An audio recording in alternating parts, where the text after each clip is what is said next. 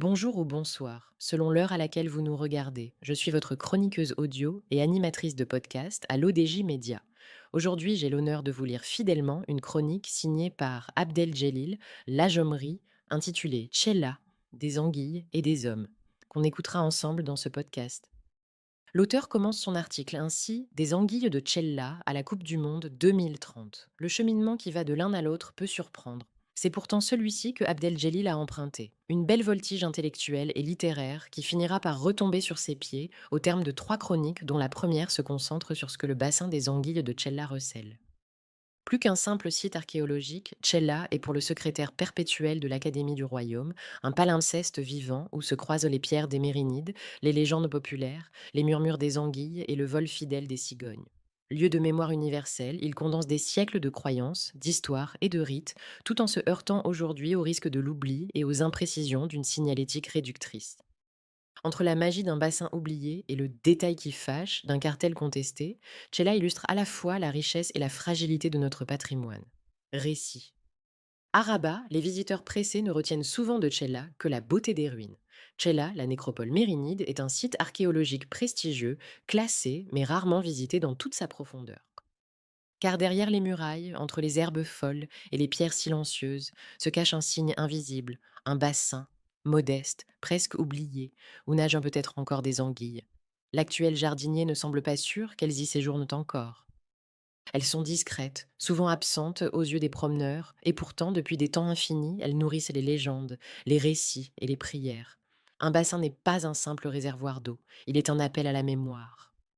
Enfant, j'accompagnais ma défunte mère quand, au printemps, le cimetière flambait de toutes ses couleurs. Devant ce bassin, elle s'approchait avec d'autres femmes, murmurant des paroles discrètes. Certaines demandèrent la fertilité, d'autres la santé ou la prospérité des champs.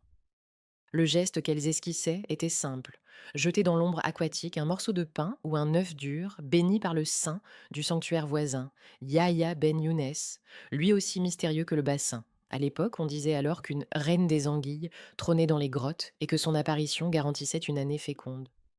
L'auteur ajoute ainsi: pour nous, enfants, le bassin était une énigme fascinante. Nous guettions l'apparition furtive des poissons sinueux surgissant comme des éclairs depuis les cavités invisibles. Ces instants étaient de rares, mais laissaient en nous une impression durable, celle d'avoir touché au secret du monde. Avec le temps, j'ai compris que Tchella n'était pas un cimetière, mais une véritable fabrique de mémoire. Un concept emprunté à l'historien Pierre Nora, un lieu de mémoire désigne un espace où s'accumulent et se cristallisent les souvenirs des générations. Tchella en est de l'illustration parfaite. Dans ce bassin, tout se superpose et s'entrelace. On y entend d'abord des résonances religieuses, la lettre énigmatique N, qui ouvre la sourate 68 du Saint-Coran, résonne encore dans la mémoire des élèves de l'école coranique voisine, 1, No wal qalam wa ma yasturun, et rappelle le prophète Younes, appelé Da al-Nun, l'homme du poisson, englouti dans les ténèbres avant de retrouver la lumière de la délivrance. وذا النون إذ ذهب مغاضبا فظن أن لن نقدر عليه فنادى في الظلمات أن لا إله إلا أنت سبحانك إني كنت من الظالمين. S'y ajoute la tradition abrahamique, où le Nun, 14e lettre de l'alphabet hébraïque, fait écho aux strates antiques, où réapparaît le Nun égyptien, océan primordial d'où jaillit la vie. À ces couches s'enchevêtrent de plus les murmures populaires, ceux de nos mères priant pour la fécondité, déposant une offrande devant les anguilles qu'elles appelaient Noun. Le N coranique demeure indéchiffrable à jamais, mais ce Noun du peuple, par sa correspondance phonétique, associe le prophète au poisson, la renaissance à la délivrance. Et voici que surgissent les mythes africains, comme chez les Dogons du Mali, où les êtres aquatiques, nos mots, portent la vie. Enfin, la mémoire littéraire va s'inviter, celle de Robinson Crusoe, captif un temps du bourg grec avant de devenir naufragé universel, figure flottant à l'embouchure tumultueuse de ce fleuve. Qui a mené les anguilles jusqu'au bassin, qui ne pouvait plus être un détail archéologique et folklorique du patrimoine local? Il est et demeurera une condensation de l'histoire humaine. Il suffit de lever les yeux pour voir à Chella une autre légende prendre son envol. Les cigognes, dans leur fidélité, installent chaque année leur nid sur les remparts, sur le minaret et sur les antiques colonnes. Les anciens disaient qu'elles protégeaient le lieu où les anguilles annoncèrent la prospérité, la fécondité. La coïncidence s'offre aux visiteurs troublante. Deux espèces, les anguilles des profondeurs et les cigognes des hauteurs, partagent le même espace, inscrivant la fécondité dans un double mouvement, aquatique et aérien. Comme si ce lieu, par sa nature même, qui réunissait le ciel et la terre, l'eau et l'air, n'était pas un espace de mort, mais source de survie. Dans mon enfance, Tchela n'était pas un lieu triste, malgré les tombes et les ruines. Au cours de nos visites printanières, c'était une fête, on venait en famille, on pique-niquait, on riait, on dansait. Tchela était un lieu de réjouissance. C'est sans doute pour cette raison que j'ai soutenu, bien plus tard, devant un public médusé, l'idée d'y organiser des concerts discrets, lors des premières éditions du festival Mawazine.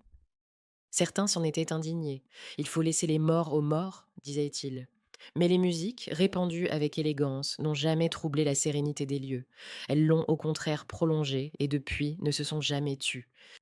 Tchela a toujours été cela, un espace de rencontre, de résonance, de partage. Aujourd'hui, le bassin existe encore, mais sa place dans l'imaginaire s'est étiolée. Les offrandes ont presque disparu. Les anguilles réapparaissent-elles encore? C'est notre souhait et celui du jardinier actuel. Le risque est si grand que cette mémoire bascule dans l'oubli, noyée sous l'afflux de modernité. Et pourtant, elle mérite d'être préservée, parce qu'elle relie le local et l'universel, parce qu'elle incarne l'un de ces universaux culturels dont parlent les anthropologues. Le poisson est symbole de fertilité dans presque toutes les cultures.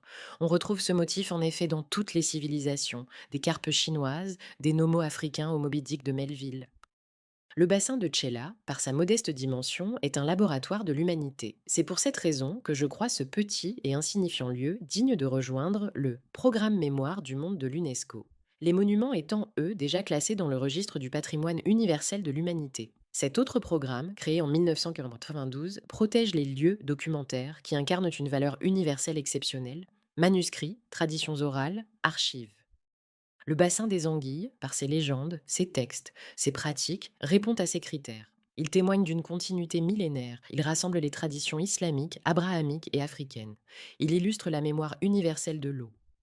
Inscrire le bassin des Anguilles de Chella dans ce registre, ce serait affirmer qu'un espace en apparence négligeable peut porter en lui une vérité immense.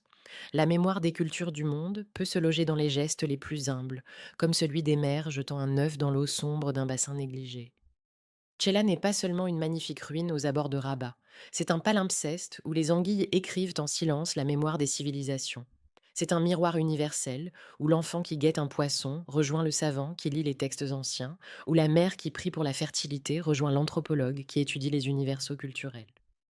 L'auteur conclut son article ainsi: en ce sens, Tchela est bien un lieu des mémoires du monde.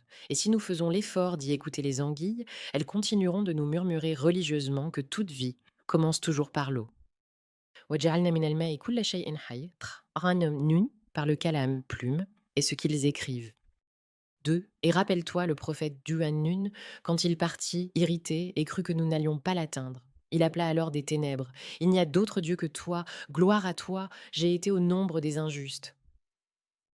3. Et de l'eau, nous avons créé toute créature vivante. Ainsi s'achève cette première chronique d'Abdel-Jélil Lajomri, intitulée Tchella, des anguilles et des hommes. Merci de votre attention et de votre fidélité à l'ODJ Média. À très vite pour une nouvelle lecture.